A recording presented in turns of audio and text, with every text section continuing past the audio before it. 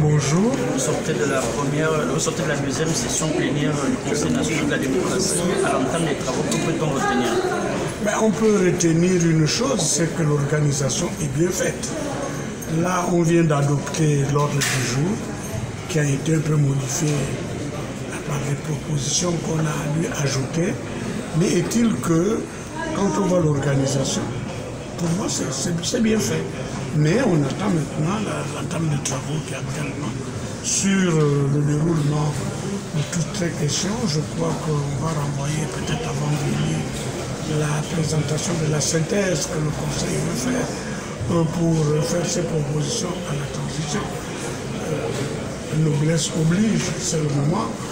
Il est normal que le CND en tant que tel, en tant qu'institution, dont la vocation est justement celle-là, va faire une proposition dans la rénovation des institutions, la manière de faire. Le professeur Komila qui préside cette commission vient de dire qu'il pourra faire la présentation vendredi, compte tenu de tous les ajouts qu'il a fallu faire.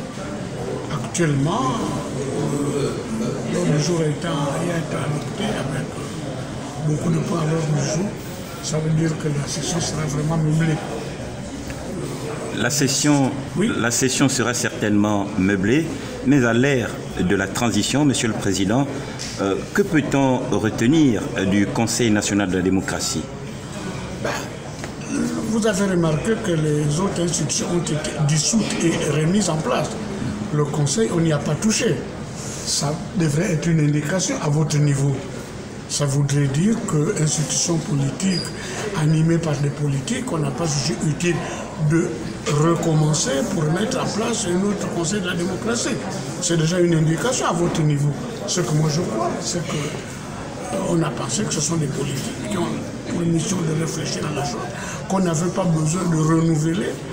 Et comme ce sont les partis politiques qui sont membres, ce sont ces mêmes partis politiques qui auraient dû se retrouver au niveau du Parlement, parce que je ne sais pas pourquoi on dissout un Parlement, on met un autre, et c'est celui qu'on met, mais tout le monde n'y est pas. Vous avez remarqué qu'il y a des pans entiers des animateurs politiques qui ont été simplement exclus. C'est gênant, on va en débattre ici, mais ça ne va pas changer grand-chose. Mais enfin, est-il qu'on remarque dans la transition les accros tels que celles-là qui sont au niveau de tout un chacun regrettable, parce qu'on ne devait pas assister à ça. Il y a 105 partis politiques. Au moins tous les partis politiques, si on ne peut pas les mettre tous, qu'au moins chaque parti politique ait un représentant. Quand vous en avez 14 à un seul parti, dans d'autres partis, rien du tout, vous voyez les partis qui, depuis longtemps, se battent pour la démocratie dans ce pays, tel que le RPG, n'est pas représenté. C'est un crime de lèse-majesté, excusez-moi. C'est comme ça que je le prends. Mais enfin, ce sont les regrets au niveau institutionnel que nous avons constatés, nous, partis politiques, quand on assiste à cela.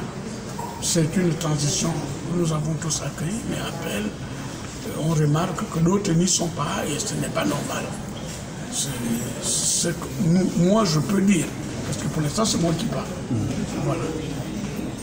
Merci, Monsieur le Président. Vous avez terminé.